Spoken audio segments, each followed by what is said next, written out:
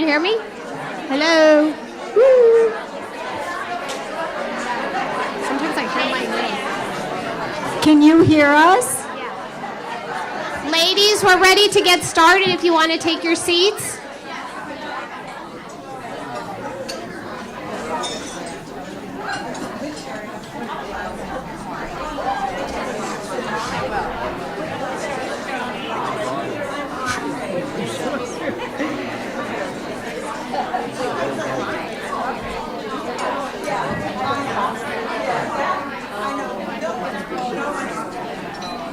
Okay, we're going to get started.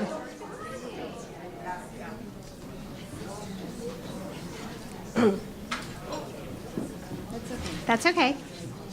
Welcome, everybody. Thank you for coming to our 5th AHA Moment event. AHA is an acronym for Amplify Her Awareness, and we hope to continue to bring you many moments of awareness amplification.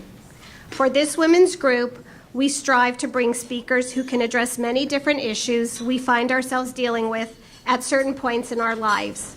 So far, we have addressed sexual changes in committed relationships, women's heart health, feeling irrelevant as we age, and parenting adult children.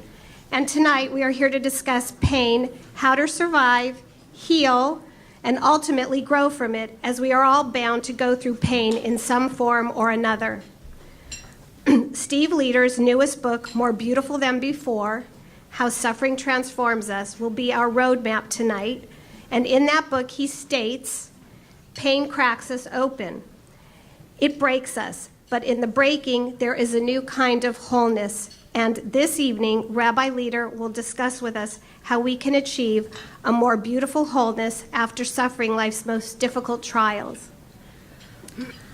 I'm so excited for this evening. Steve Leder is not only my rabbi, but he's the rabbi to many in his role of senior rabbi of Wilshire Boulevard Temple, one of the largest congregations in the country. Steve is a graduate of Northwestern University, studied at Trinity College in Oxford, and was ordained at Hebrew Union College. Before publishing More Beautiful Than Before, Steve authored the critically acclaimed books The Extraordinary Nature of Ordinary Things and More Money Than God, Living a Rich Life Without Losing Your Soul, which was featured in the New York Times, Town and Country, and other major newspapers across the country. He has also published essays in the Los Angeles Times and the Jewish Journal, where his Torah commentaries were read by over 50,000 people each week.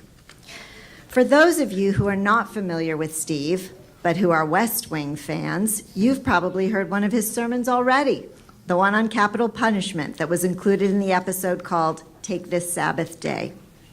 Finally, Newsweek named Rabbi Leder as one of the 10 most influential rabbis in America, and I feel incredibly blessed and grateful that for the past 30 years, Steve has been not only our family's rabbi, but also our friend and mentor. Steve and his wife Betsy are the proud parents of Aaron and Hannah, and I am just so incredibly happy to welcome Steve here tonight and to introduce him to our AHA Moments group. Thank you. Thank you. So, for those of you who've been here before, we're going to do tonight in a little bit of a different format. Between Linda and I, we are going to interview Steve rather than just have him talk to you straight. So bear with us as we try out this new format. Don't worry about it.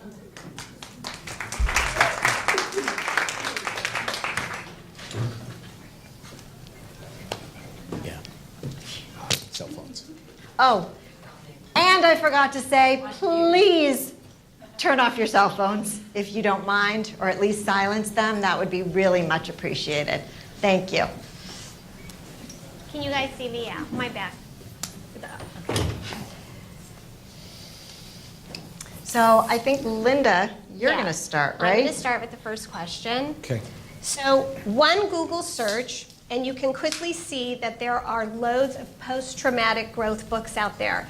Anything having to do with surviving pain, love, and loss, and coping with grief. What is different about your book than all the others out there? And also, can you tell us what led you to write it?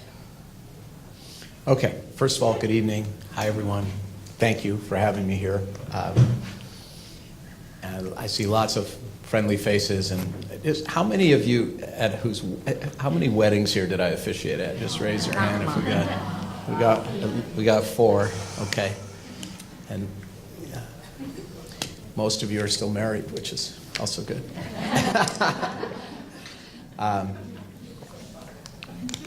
So I really am happy and honored to be here tonight. We're going to have a serious conversation. So let's talk about what's different about this book, because you're right. I didn't create a genre. There are a lot of books about pain, suffering.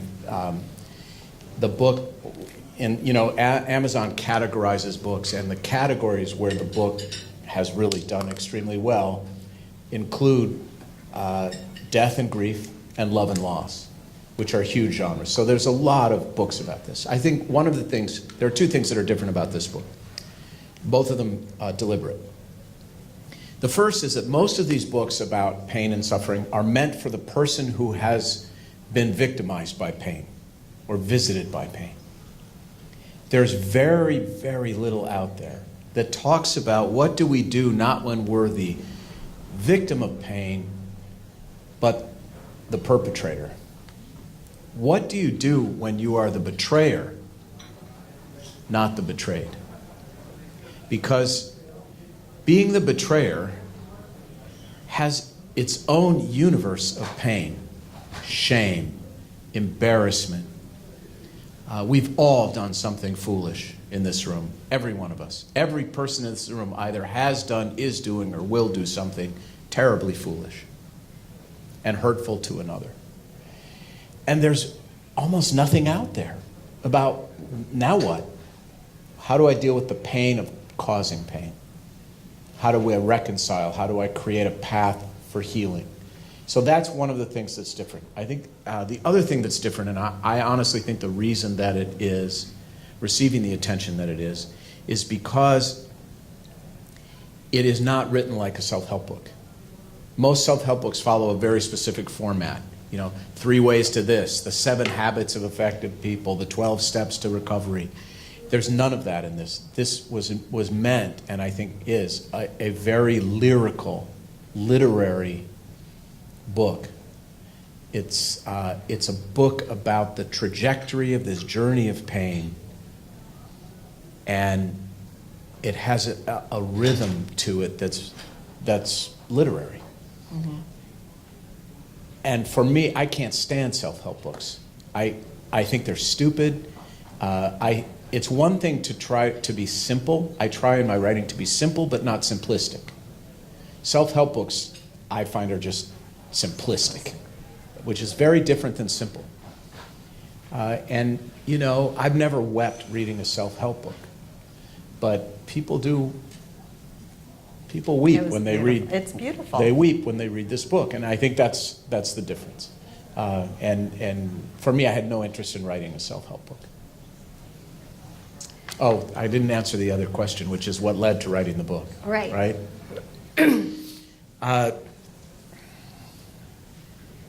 I wrote this book because of something that happened to me 3.5 years ago. I'd been a rabbi for 27 years before making the decision to write this book, and I'd written 2 other books. And during those 27 years, including for some of you in this room, I had counseled thousands of people through terribly painful situations, really painful situations. I helped parents bury a child in a coffin the size of a shoebox, murdered children, divorce, ruined reputations. I stood next to men and being sentenced to jail in front of their families. Horrible, terrible, difficult things.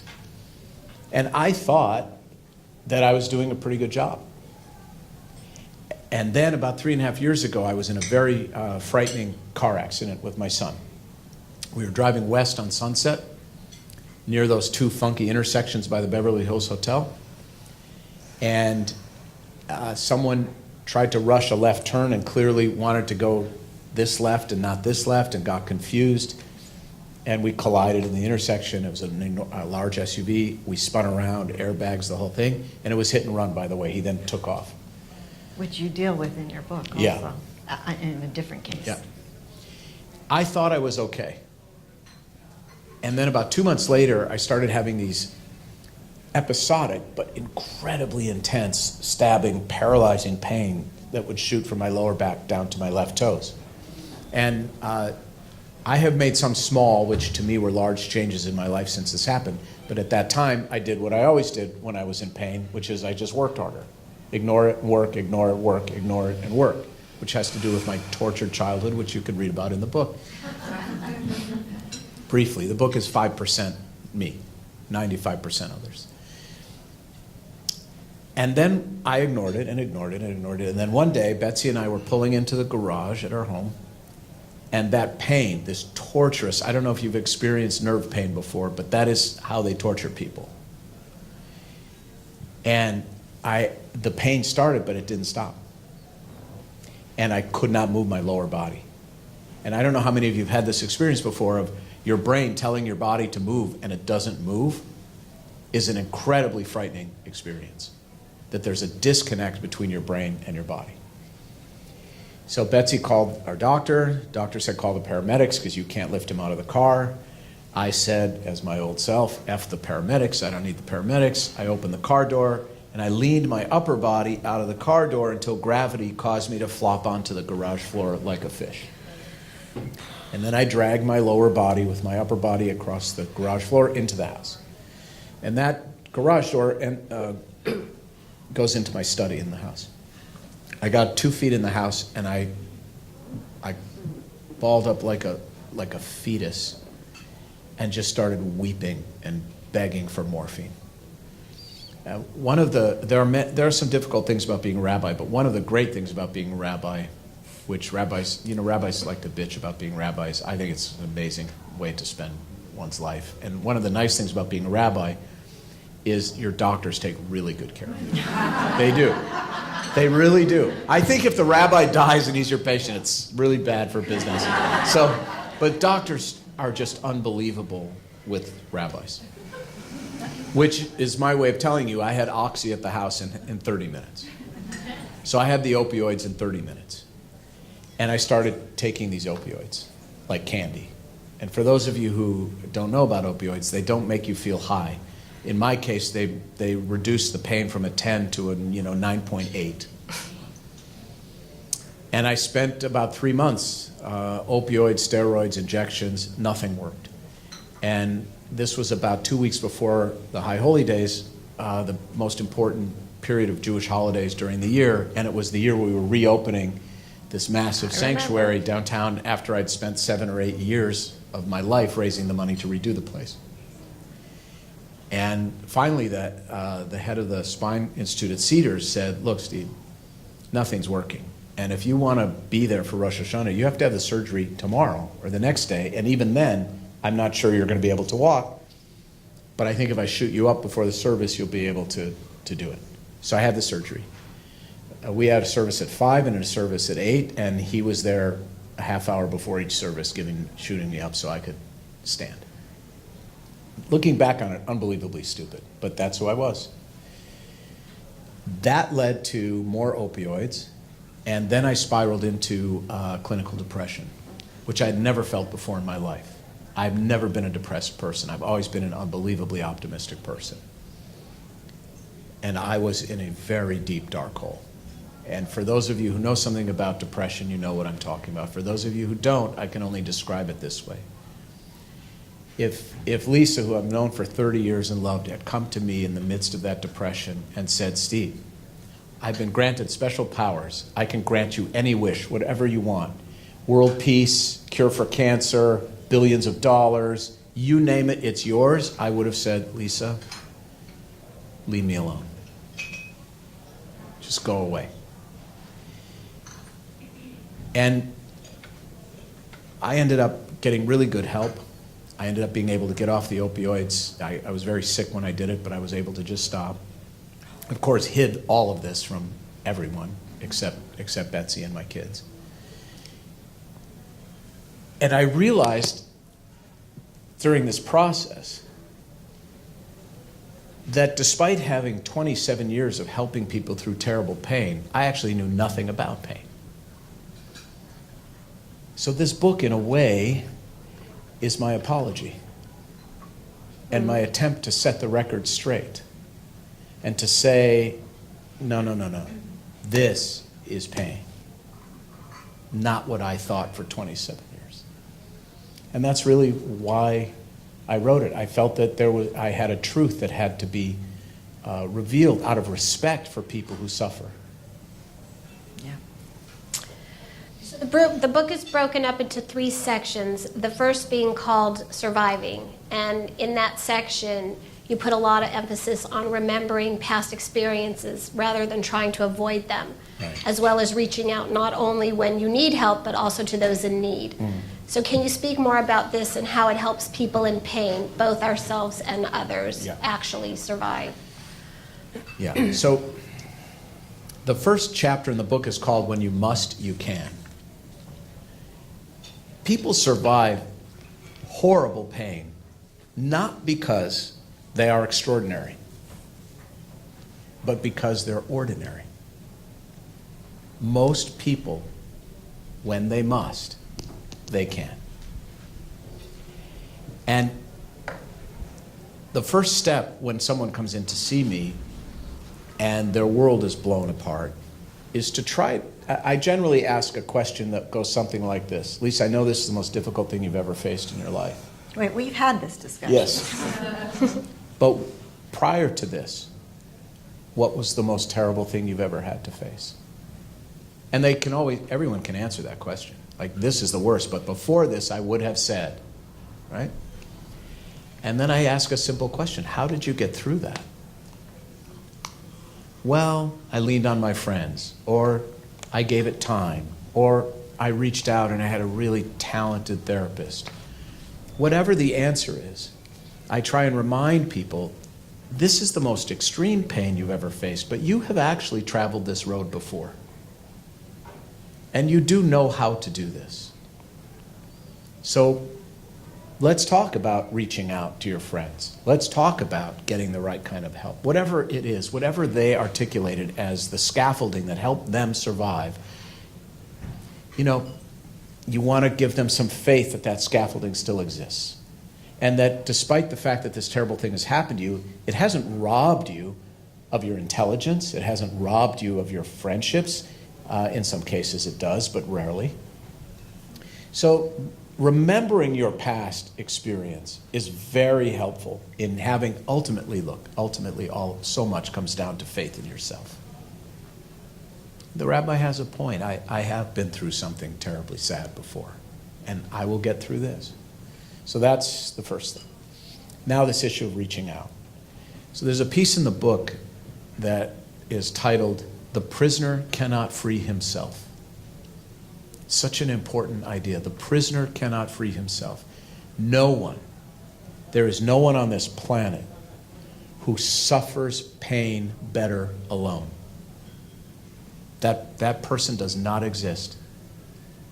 None of us suffer better alone. It's always better if you reach out. We cannot free ourselves. Now, under the rubric of simple but not simplistic, it is true that when you reach out, some people are going to disappoint you. But it is also true that some people are going to really pleasantly surprise you. So the way I urge people to think about this is when you reach out in your suffering, the people who matter don't mind. And the people who mind, they don't matter. One of the blessings of pain is it strips a lot of nonsense out of your life. It is essentialism. It just strips away the nonsense. And that ultimately is a very beautiful way to live. And it's unfortunate that it takes pain to do that. But it does. Pain is the great teacher. Success teaches us nothing. The only thing success teaches us is to keep doing more of the same. Pain, it's only pain that is disruptive. Marshall McLuhan, the Canadian philosopher, one of my favorite sayings, he said, "I don't know who discovered water, but it wasn't the fish." Think about that for a moment. I don't know who discovered water, but it wasn't the fish. Fish is born in water, lives in water, dies in water. Ironically, the fish has the least perspective on its own existence because it's too immersed in it. When does a fish discover water?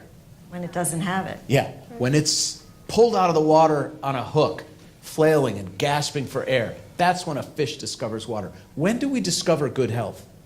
When we don't have it. When we lose it. When do we discover the depth of our love for another person? When it's gone. When she's gone. So it's this disruptive power that pain has, despite how terrible it can be. It's the only force that really, really forces people to change their lives. I want to say one more thing about the book, and I think happy to keep talking about other questions. This book is not an idealization or glorification of suffering. It is not. None of what we're talking about tonight is worth it. I'd rather no one suffered. No one had to learn anything. No one had to have anything stripped away from them. But we don't get to choose that. To be human is to suffer. That's the common denominator. I had a friend named Paul Miller. Do any of you remember L.A. Law? Yes, Remember that? Do you of course. Do you remember the lawyer, the little person lawyer? Yeah. That was based on my friend Paul Miller, who was Stephen Bochco's lawyer. So Paul was a little person. He was an amazing guy, Harvard Law School.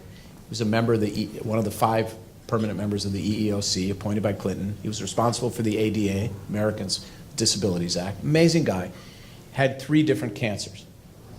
And the 3rd cancer was fatal. And I remember visiting Paul in the hospital when he was dying of this 3rd cancer after they had amputated his arm. And he looked up at me and he said, "You know, Steve, this much character I don't need." It's not worth it. I'm not here to tell you that suffering is wonderful. It's not. It's horrible. It's not worth it. But neither is it worth less.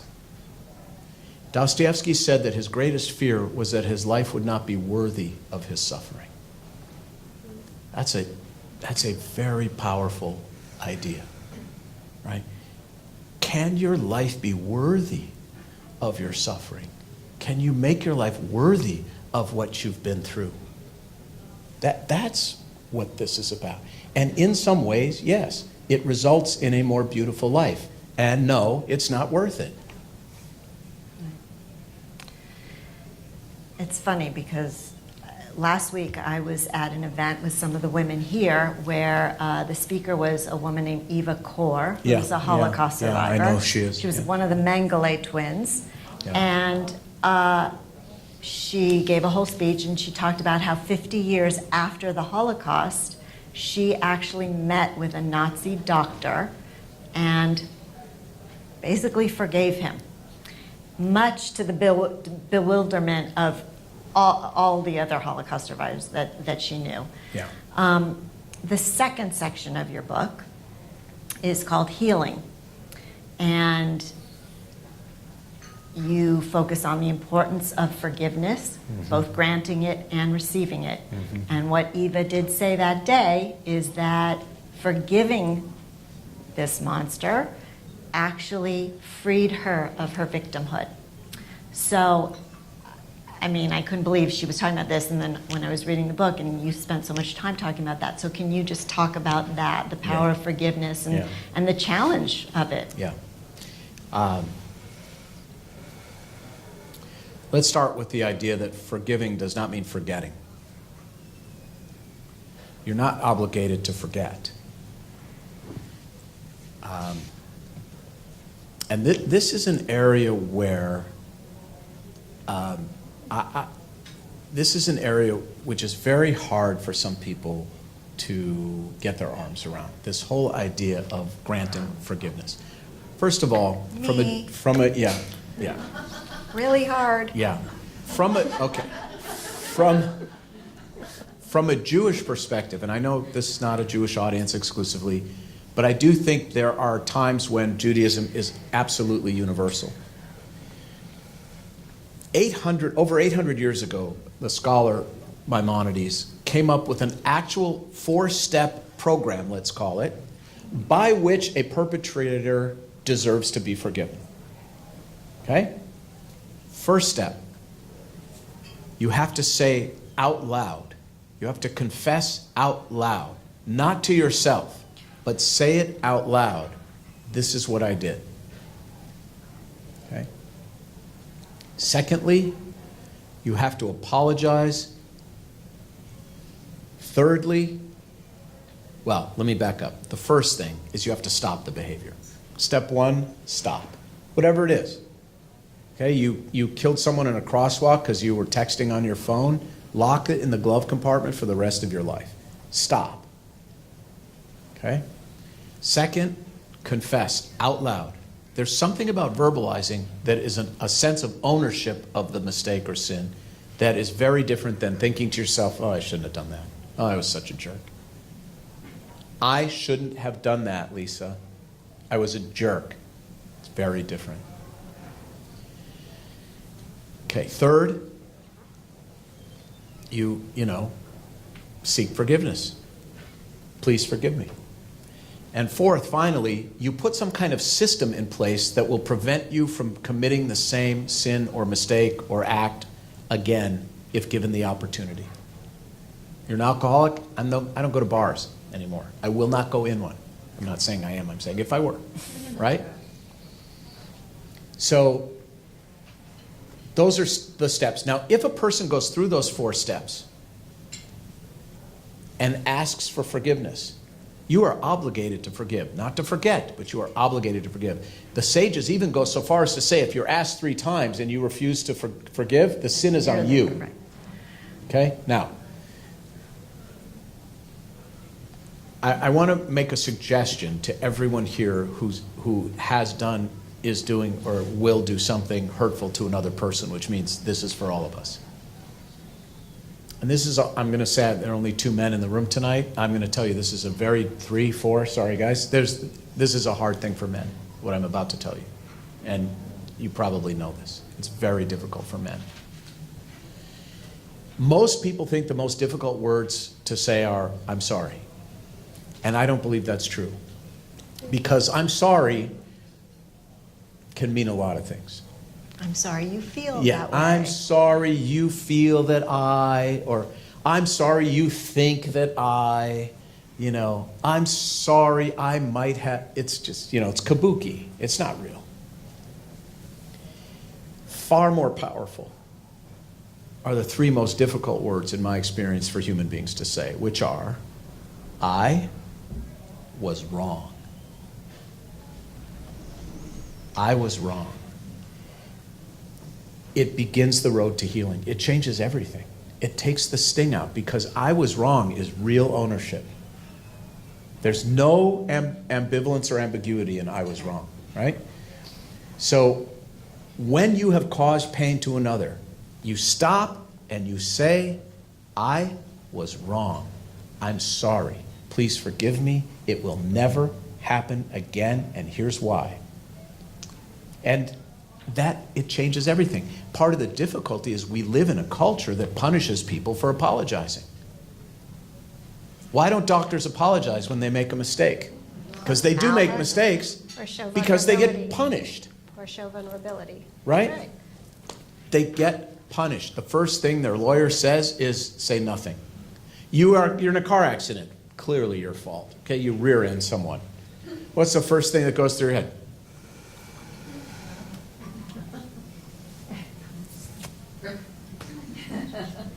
True. Right? And that is so counterintuitive to healing. There are 36 states in the country that have, this is a fascinating thing, something called a no-fault apology law. 36 states where physicians can apologize to patients for mistakes and the apology is not admissible in court. Now, guess what happened to the number of malpractice lawsuits in those states? When? Went way down. Because people don't want to sue their doctors. They just want the doctor to say, I'm sorry. I was wrong. I made a mistake. Please forgive me. Now, imagine if we had a no-fault apology For life. law in our marriages, with our children, with our parents, with our business partners. Imagine if a parent could say to a child or a child to a parent without penalty, I was wrong. Please forgive me. It'll never happen again. But that's not the culture we live in, necessarily. So these are the pathways that begin reconciliation and healing. And holding on to this bitterness is like swallowing poison and expecting it to kill the other person. It's stupid. What about when someone doesn't apologize? When someone isn't repentant in Isn't any way. repentant. Yeah. That's what I meant. Isn't I put him in repentant. the they don't matter category. You're done. If people don't listen, this is the problem I have with Eva. That's right? what I mean about forgive. Yeah. Right. This is right. the problem I have with Eva. Because, first of all, the only that Nazi doctor was not the doctor Who performed anything on her. on her. He Right. has no right to forgive. He has no right to apologize. He should be apologizing to the people he harmed. She's asking the wrong person. Okay? She can't ask the person because he's dead. Right. Okay? And that's when something reaches the point of being unforgivable. That's why murder is unforgivable, because the person who can forgive you is dead. Now, that doesn't mean that you can't change your life, right? In a way that creates some healing and wholeness. But that's why I have a problem with what she did. But I just mean on a day-to-day basis, we all have relationships where people we feel have wronged us. And what if they don't apologize? How do we forgive them then? Well, there's a line in the book that I try to remember when I'm in that kind of situation, which is that everyone is wounded. Everyone is what? Can you repeat Wounded. that? Wounded. Yeah. Everyone is wounded. And if you can remember a person's wound, it makes it easier to forgive. Okay, I'll try. Okay, so It's people hurt other people for reasons that are very deep. Very few people, I have met sociopaths. They exist, but they're very rare. Very few people wake up every morning thinking, I'm going to be a bad person today and I'm going to hurt people's feelings on purpose. Right. Very few. Now, they hurt people because they themselves are very wounded. I think this is one of the blessings of pain. There's a verse in the book of Deuteronomy that says, God puts God's words upon our hearts.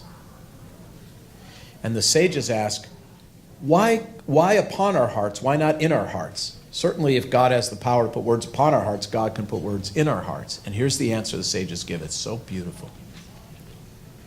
The sages say, God puts God's words upon our hearts. And it isn't until our hearts are broken that the words can enter. And this is a paradoxical truth. To me, to be a spiritual person means that you can hold two seemingly diametrically opposed truths together in your soul as one. That, to me, is spirituality. So it is a very deep spiritual notion that in a certain way, we're actually only whole when we're broken. Think about that for a moment. I know what I was like before what happened to me. I don't think I was a bad guy, but I'm nicer. I am. I think I'm a nicer boss. I think I'm a nicer husband. I think I'm a nicer father. And I don't think I was a jerk before. I'm a much better listener. I'm a much more empathetic person. I tune into people in pain in a way I never could have before. So there is something in the breaking that creates a new kind of wholeness. And again, I'll say, it's not worth it, but we don't get to choose that part. Okay, so we'll move on. I came to you a while ago when I was having trouble with a very painful relationship in my life with a very toxic person. And I came to you not knowing how to handle that and feeling like I wasn't being empathetic enough towards that person. And I'll never forget what you told me after hearing everything and knowing a lot of the history. You told me that the person I was not being empathetic enough with was myself, and that I needed to be more empathic toward myself. Yes. So obviously, when I read your book, and in the last section called Growing, you deal with that a lot. You deal with kindness, empathy, and self-care. And that really spoke to me. So I'm hoping that you can talk more about that and those tools, especially regarding relationships that we all have, that help you grow after particularly painful experiences. Yeah.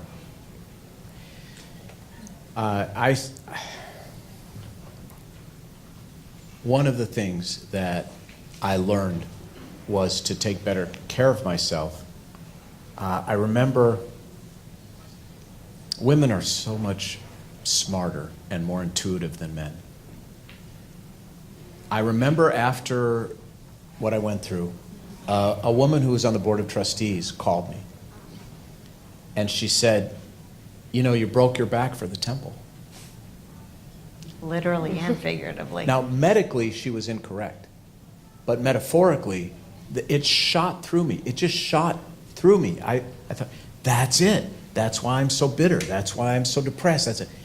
I broke my back for the temple.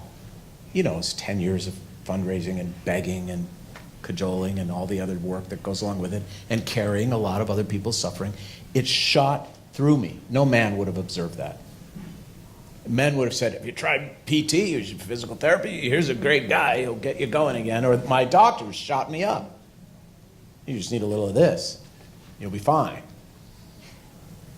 So it started me thinking about things that I had always dismissed as frivolous or for weaklings. If you read the book, you'll learn a little bit about my tyrannical father, who would, literally lock me in my bedroom in my underwear for 2 days if I did something minorly wrong in our home, like prison for kids. So I was a very tough person, and I was very tough on other people, and I was very tough on myself.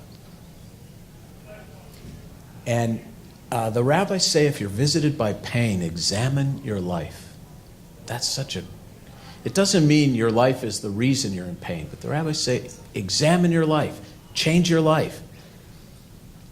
And so I started thinking much more seriously about taking care of myself. I pray differently. I meditate. I go to the gym. To me, this was for absolute weaklings, right? Now I realize how strong you have to be to take care of yourself. And this is both physical and spiritual. I pray in ways, and I was a rabbi for 27 years before this happened. I pray much differently now. The words mean much more to me. The time means more to me. I have a greater sense of intimacy, and I don't mean anything sexual. Pain is this invitation for intimacy. This is kind of hard for me to talk about. There are two ways in which I learned this.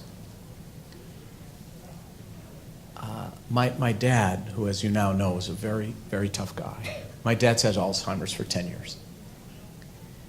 I have a piece coming, Time Magazine at the end of May is doing a special edition called The Science of Alzheimer's.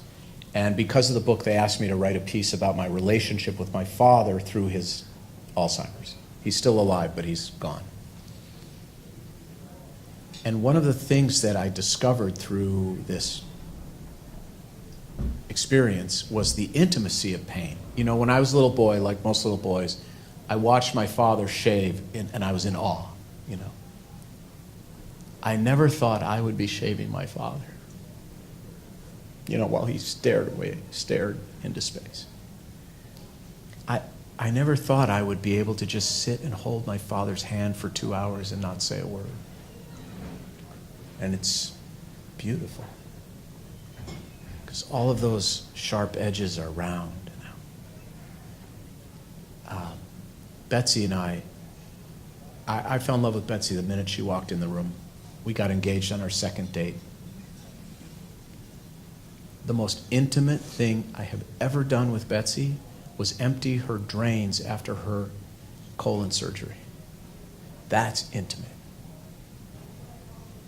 To love someone when they're whole is one thing. To love someone when they're broken, that is quite another thing.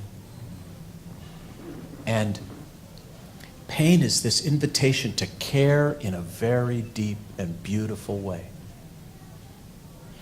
For others and for ourselves. And self-care is not for the weak.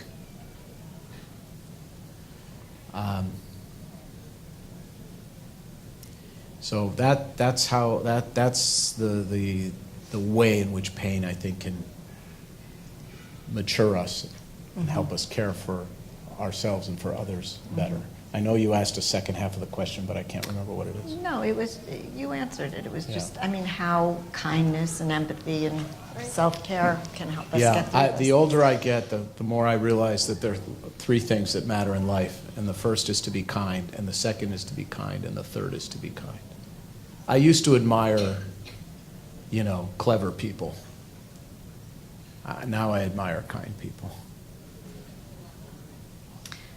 What would you say about why some people are better than others at coming out of suffering, more beautiful than before?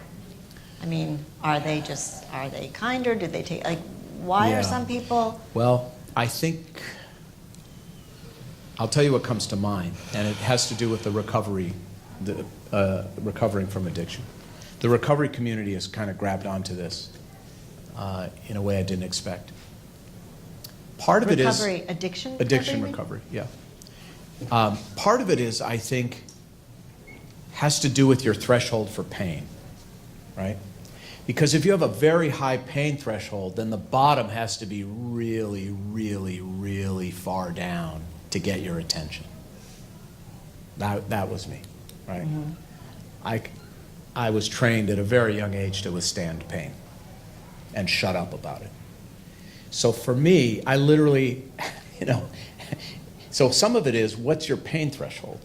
Because if you have an extremely high tolerance level for pain, then it's going to take an awful lot of pain to get your attention and get you to change your life. Right. And some people don't ever reach that level. For example, I was asked a lot when the book's been out like 5 months now, but it came out right before the whole Harvey Weinstein thing blew up.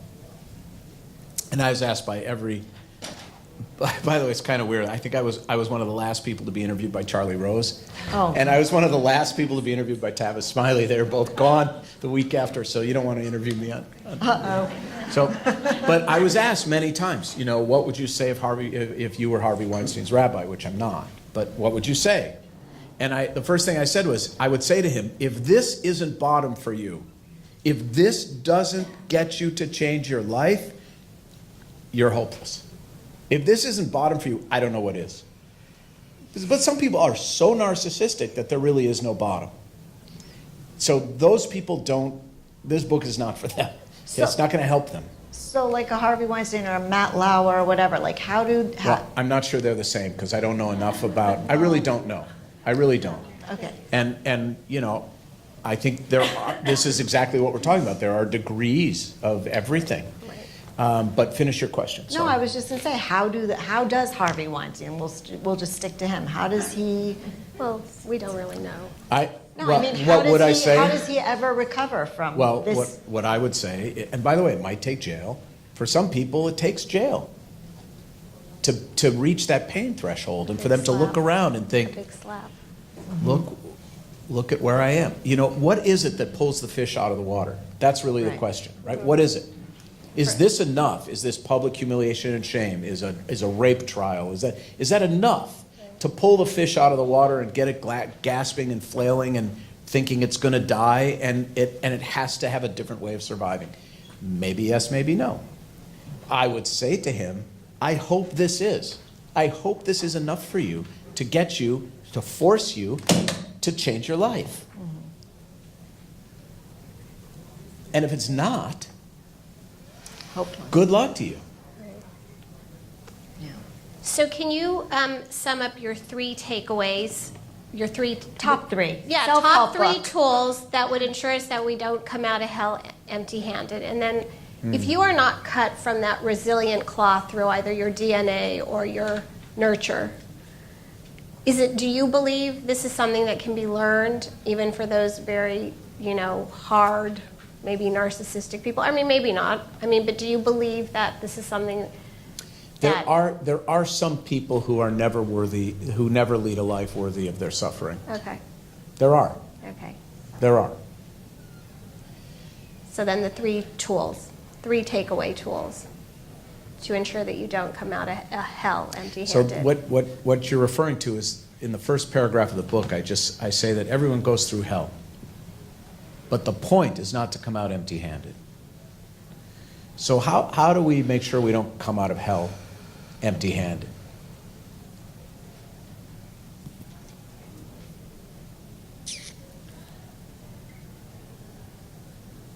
There are 2 kinds of pain, physical and emotional. So let's start with the physical. The first one is, I would say, sounds so simple, but again, and I think particularly for men, this is very difficult. Respect your body. I disrespected my body for 53 years. Respect your body. Listen to your body. We are a very fragile network. I keep a little laminated prayer in my closet. I say it every morning when I put on my socks and my shoes, because for months my wife had to dress me like a baby. I could not bend over to put on my socks. I thank God every morning that I can put on my socks. There is no such thing as a small blessing. And our bodies are this finely tuned network, so fragile. So respect your body. Double down on your relationships. Betsy and I had a good marriage before. We did. But my pain and the other pain it unleashed, all this bitterness and resentment about the sacrifices that I have made for others and continue to make for others. I doubled down on my marriage.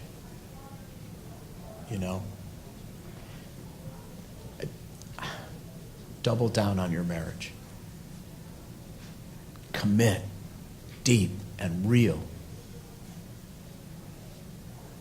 And that makes what you go through worth it, in a sense.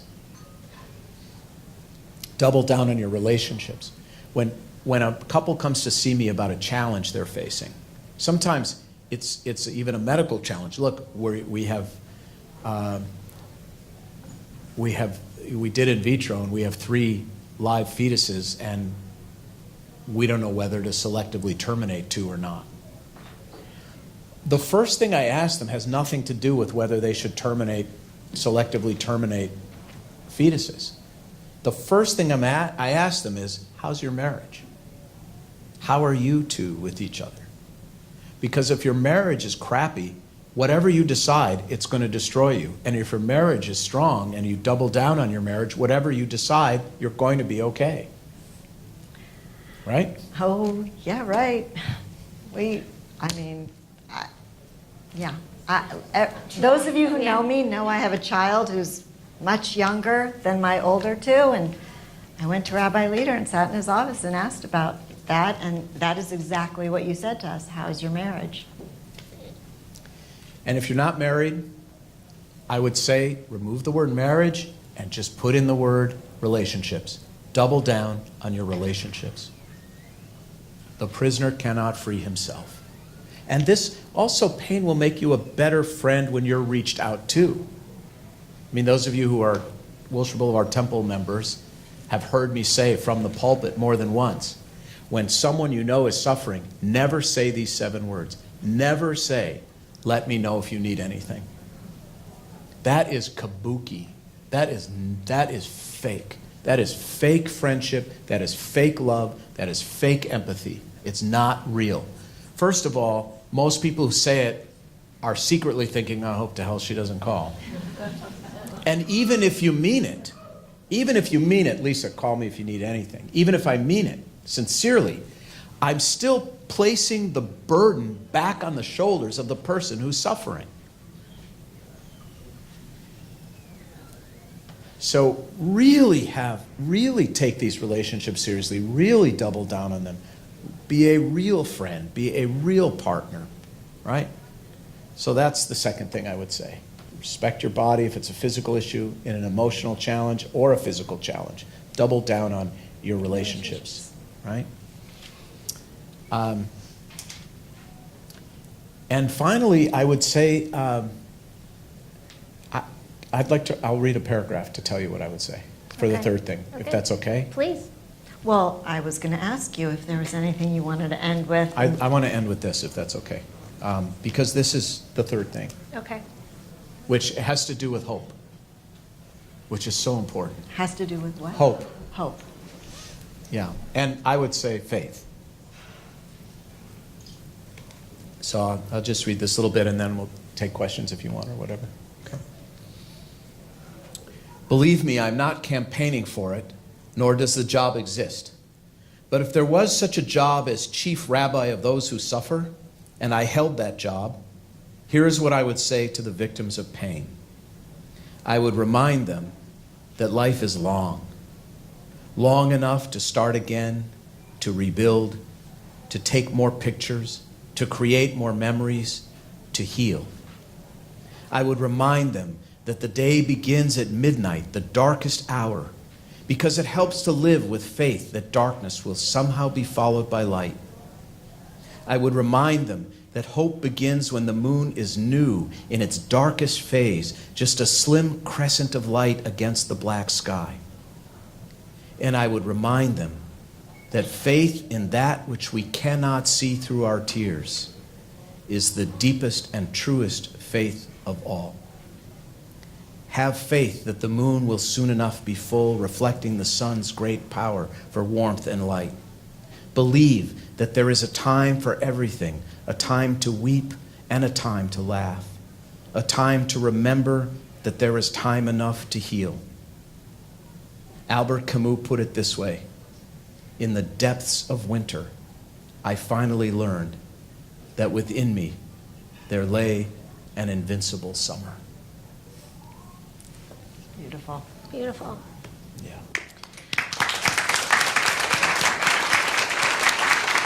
Come more by the book. I'll take questions too. So I think the way all of us can definitely learn to come through pain is to get Rabbi Leader's book. It's available on Amazon. It's fantastic. I've read it. It's the kind of book you do want to keep on your nightstand and refer to, because every single chapter, and they're short, so you can read them quickly, and every single chapter has a little nugget and a little takeaway of something that you can incorporate into your life. And I loved it. So thank you for writing it. And thank you for being here tonight. And Rabbi Leader has graciously offered to take questions. If there are any. Any questions? Back there? Go ahead. Oh, wait. Sorry. Do you want me to bring the microphone? Just be loud. It's okay. We can hear. Oh. Yeah, stand Okay. up and be loud. So I have not read your book yet. But What? But you're going to give it to everyone for Passover Seder, right? Sorry. I asked something that may have been explained. No, go ahead. But there was a lot of discussion about forgiveness. And my perception of forgiveness very often is about freeing myself. If somebody offers me forgiveness, life's too short, whatever, let's move on. So the inability to forgive somebody I think hurts you as the victim. For sure. More than the other. Forgiveness is much more for the victim than the perpetrator. Much more. And holding on to the anger, as I kind of said it as an aside, it's kind of like swallowing poison and expecting it to kill the other person. It's not how it works. I almost feel power from forgiving. Yes. Because And- it releases me. And That's right. It's for the victim. If it does some good for the perpetrator, great. But it's mostly about you. And look, people come, I call the couch in my office the couch of tears. Really, it is. I go through a box a day of Kleenex in my office. And when someone comes to me having made a terrible mistake, the first thing I ask myself before I say anything is, where is that flaw in me? I don't know that I would have done that before delving into this whole subject of pain quite so seriously, but when someone hurts you, stop and ask yourself, where is that same flaw in me? And then deal with that person. And removing some of that arrogance and some of that judgment creates a pathway for real forgiveness and reconciliation. Julie, you're just so much more evolved than I am. There's a question over here. Eddie, go ahead. Yeah. Hi. So talking about forgiveness, or if you feel, say with relationships, family members, who you felt maybe a lifetime of Toxicity. Toxicity. with perhaps multiple members in your family. Yeah. If you forgive, does it necessarily mean you want to have a relationship with them? No. That's a good question. No. So is that, No. okay. So now also reflecting what you said about your father. Yeah. I haven't read the book, but a little tidbit. When you had that kind of experience with a sister, a brother, a parent, and it just doesn't change. It doesn't change. It doesn't change. And then suddenly, now they're old or they're sick. How were you able to be there when you were the brunt of either neglect or abuse or insensitivity or criticism or judgment? How do you get yourself to get there? Well, maybe you can't, and I think that's okay. I'm going to say something that might shock you, but I see a lot. And I have a grandfather, for example. I had a grandfather that I didn't speak to for 30 years. So every family has someone in it that doesn't speak to someone But else. do you think now, since your pain, you would speak to him? Well, I did go see him.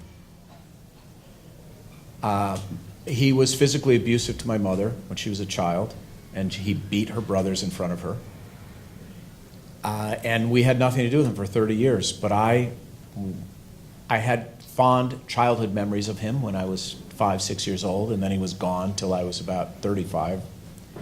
And I flew home to Minneapolis, and I went to see him.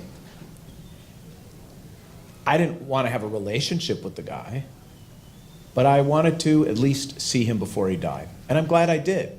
But I didn't have a relationship with him afterwards. Here, what I'm about to say might shock you or might relieve you. I don't know. But I'm just going to say it. When you have someone in your life, whether family or otherwise, who is toxic, and you cut them out of your life for good reason, for self-preservation, and they get old and they die, and you're worried when they're old and when they get old and die, I'm gonna have regret. I have news for you. You're not. You're gonna be relieved. And that's a very blunt truth that I don't think gets discussed very often. But I'm telling you, you cut a toxic person out of your life and they get old and die, you don't feel regret. You're relieved. But how do you How jive that do you reckon that with forgiveness? and also knowing you're going to go a lifetime never getting what you think you deserve. That's an important recognition, because then that means you have to look elsewhere, because you are not going to get it. So what you're really talking about is real pain. Real pain. There's no cute answer here. There's no answer here.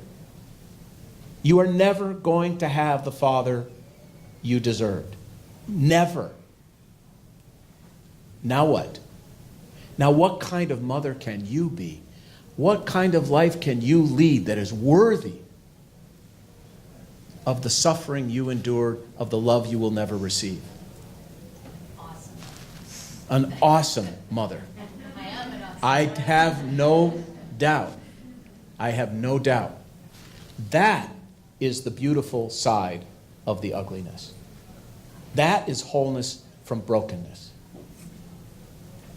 But it starts with facing the real truth and depth of the pain, which is you were robbed and you will never be made whole. Now what? That's not coming out of hell empty-handed. It is hell, but you don't have to come out empty-handed.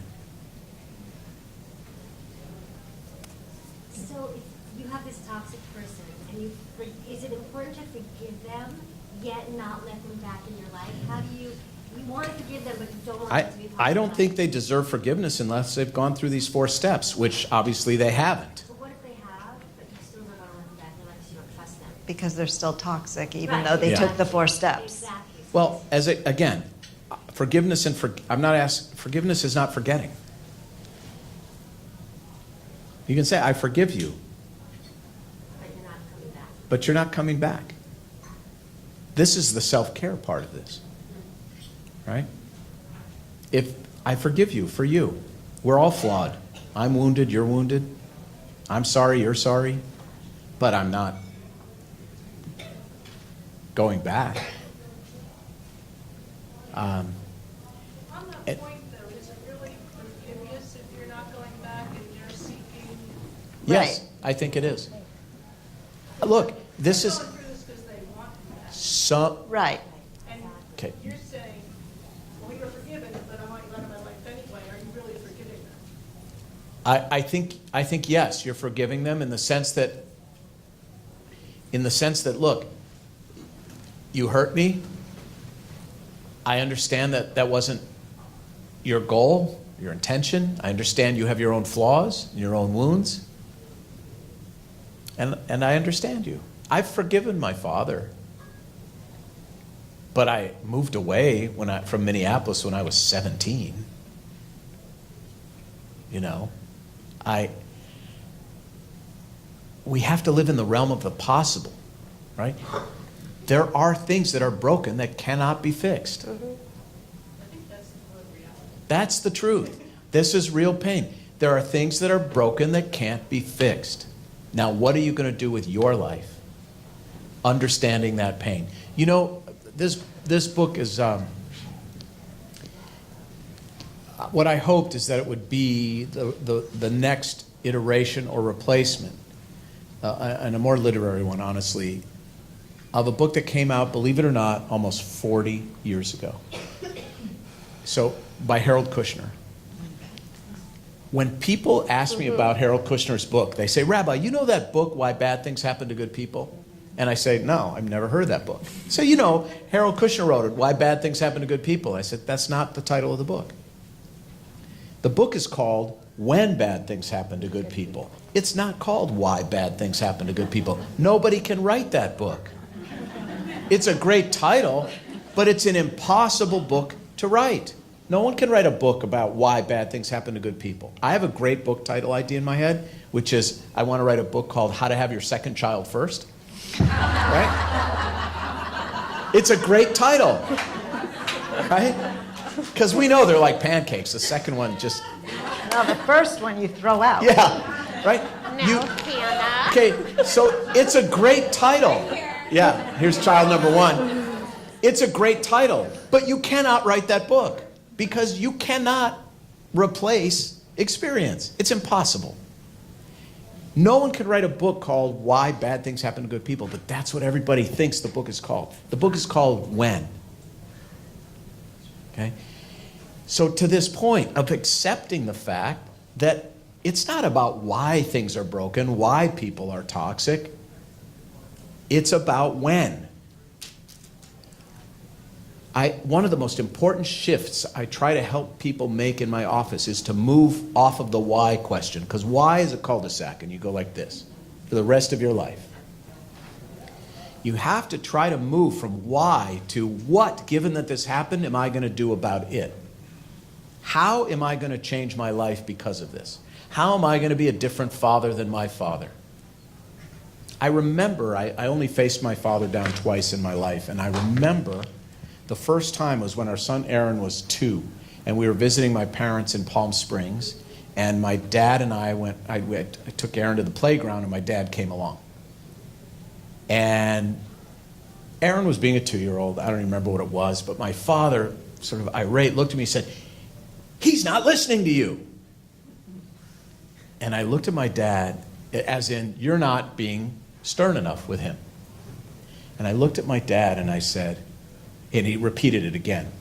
And I said, "I am not deaf. I heard you. I am not raising my son to fear me." That's a what. What am I going to do with my life given that this happened to me? That's productive.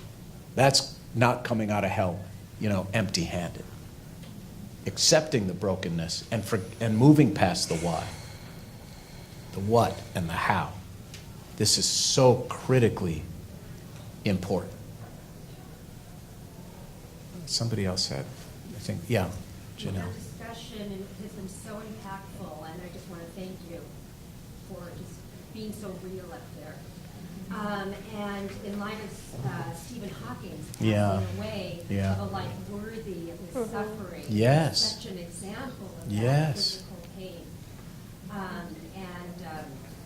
don't really have even a question, but just hearing what you had to say, I'm taking it already and thinking how I can forgive myself for the regrets I have. Yes. So, Yes. That's more beautiful than before. yeah. Is that something, though, that brings up a good point, Janelle? Are we to forgive ourselves? It's the most difficult kind of forgiveness there is. It's so difficult. Well, I want to say I thought I had forgiven myself, but I realize I have not. And I don't let that part creep up because it makes me sad, obviously. So I've been keeping that, I've been pretending that I've forgiven myself. And now I realize I haven't, but I think that I will.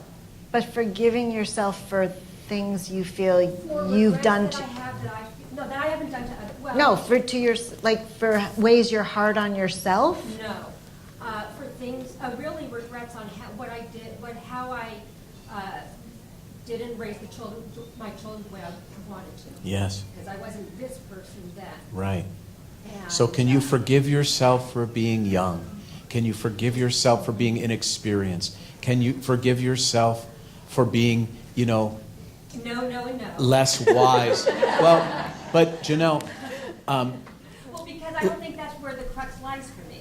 where do you think it is? I think it's that I knew what was right and didn't And you have didn't do the it. guts So to can stand you- up Yeah. for my own Wait, voice or wait. to walk my own walk. Yes. And that's a really hurtful thing to think that I didn't do that. Yes. So To think I knew better. Yes. And yet still didn't. And I knew and I know. And I think that's just hard to live. And it is, and I'll just offer you one insight, biblical insight. So there's this story about these 2 wicked cities of Sodom and Gomorrah that God decides need to be destroyed. And Abraham and his family, including his nephew, whose name is Lot, and his wife, are all there. And God says, listen, I'm going to destroy these wicked cities. Get out and don't look back. So they leave Sodom and Gomorrah, the cities go up in a ball of flame, and Lot's wife turns around and looks back. And as the Bible tells it, she turns into a pillar of salt. And I have always understood that to mean that if we orient ourselves to the misery, destruction, and mistakes of our past only, we become bitter and paralyzed.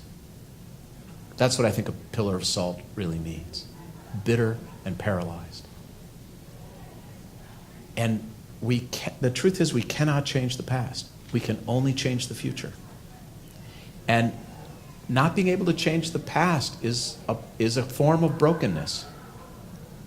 It really is. You know, what we're discovering here is the real depth of pain is something that can't be fixed. It can't be undone. Only the future can be changed.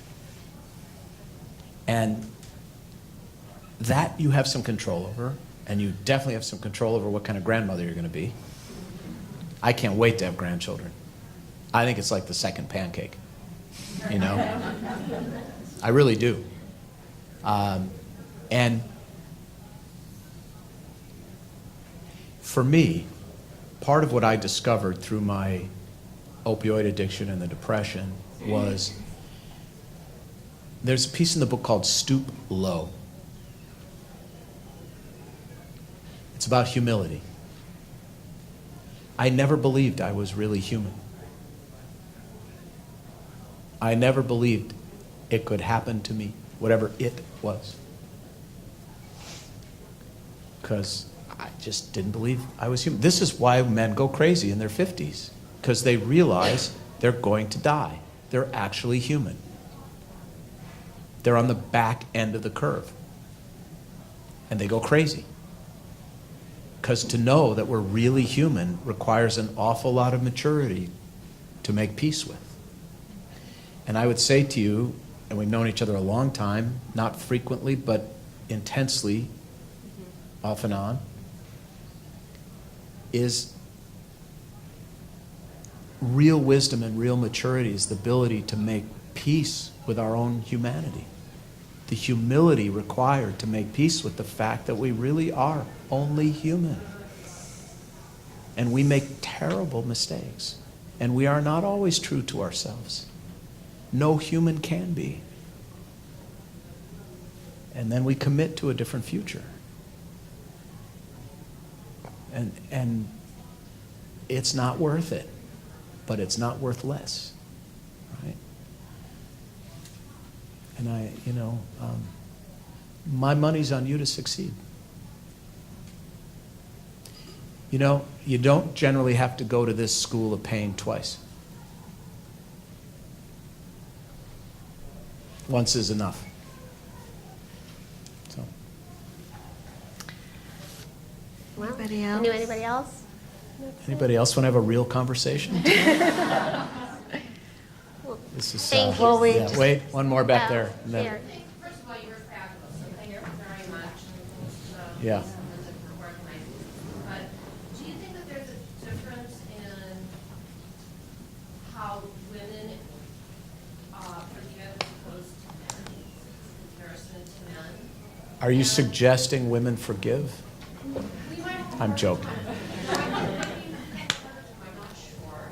I. Also, I don't know if this is just totally stereotypical, but I feel like Jewish people might have a harder time to forgive as opposed. For sure. For sure.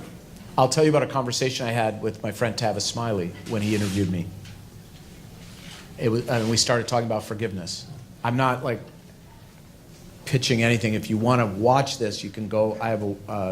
Now I have a website, which I know nothing about, but it's called steveleader.com, and you can go watch this interview with Tavis. We did something kind of like this when the book first came out at the temple, and he interviewed me. Not the one on his show, but the one at the temple. And he and I got into this argument, essentially, argument among friends, about forgiveness. Because from a Christian perspective,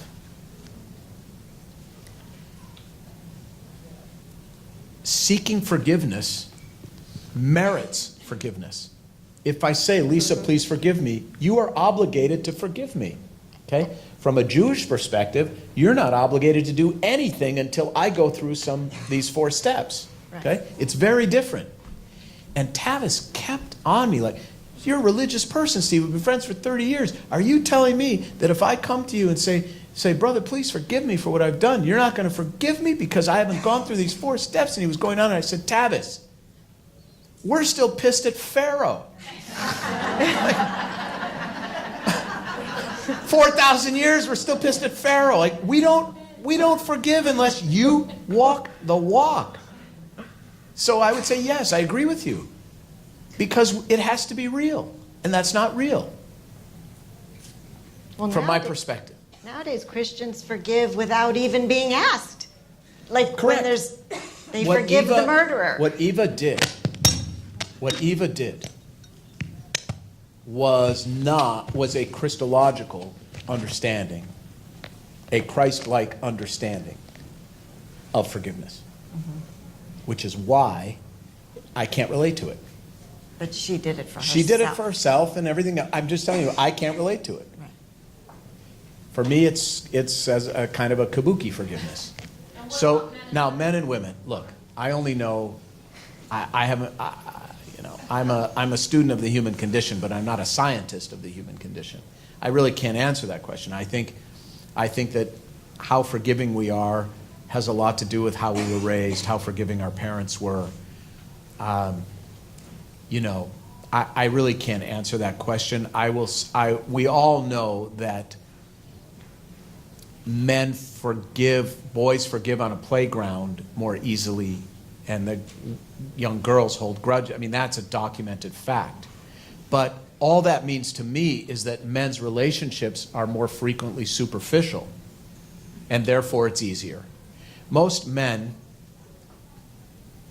if you ask most men who their best friends are, they'll give you the names of 2 or 3 guys who live in other cities that they see once a year, and they really are their best friends. Because men don't have these whole, organic, juicy, full friendships like women. We have task-specific friendships. I have my tennis friend. I have my golf friend. I have my business partner. But they never, and when men get together as friends, they go to things that involve sitting like this.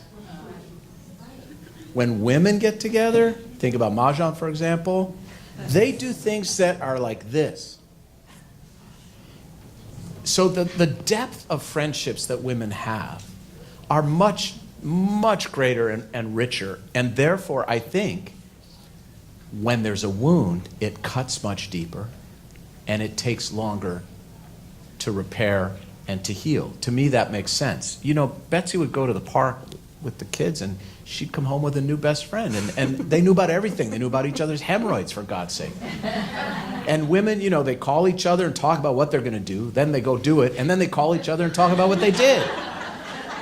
They do. It's beautiful. It's beautiful. But it is not how men are socialized.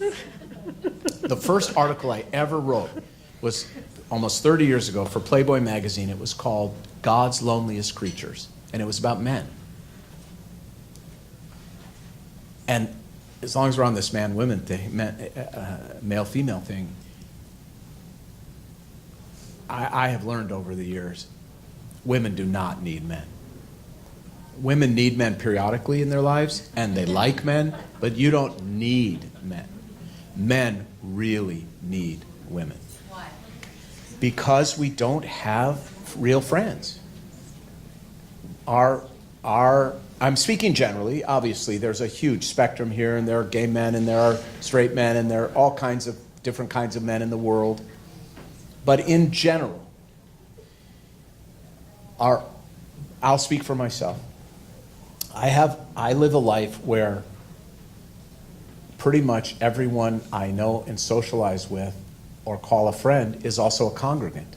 So they're not really friends because they can't treat me like just a normal person, and I can't treat them like just a normal person. Right? So my actual inner life is this big. It's called Betsy, Aaron, and Hannah. That's it. And I know a lot of people. And people think I'm evolved for a guy. And I'm telling you, I don't have real friends. I'm being honest with you. So the dependency on Betsy for all of that is enormous. Enormous. The suicide rate for elderly men who lose a spouse is hundreds of times greater than elderly women who lose a spouse. Oh, that's Right? interesting. Hundreds Yeah. of times. Not 10 times, 20 times, Very. hundreds of times They greater. can't live without the woman. I have never had an elderly woman commit suicide when her husband dies. I haven't. It doesn't happen. By the way, I'm not saying they aren't sad. I'm just saying they don't kill themselves, right? I can think of half a dozen in my 30 years. I can think of half a dozen funerals I've done for elderly men who kill themselves, who commit suicide when their wives go, because they don't. That's it. That's their world. So, or they immediately, the ones who don't kill themselves, immediately attach. They have to. Now, why am I saying all this? It's a demonstration of the options women have in reaching out that most men just don't have. Right? So if something terrible happens in a woman's life, and again, I know I'm generalizing, so don't, start something online that, this guy's a Neanderthal. I know I'm generalizing. But when women like many of you in this room are suffering, you have 10, 15, 20 people. You have an army of other women who are your friends and who love you, and they're going to be there. Men, it's not there. And I'm not proud of that. I'm just stating it as a fact. So I think that men can forgive more easily because the wound isn't as deep, because the relationship isn't as deep.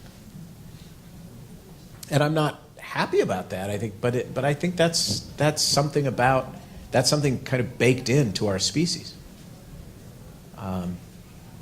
And I don't think we should end on so cheerless a note. But love your husbands. They really need you. They really need you.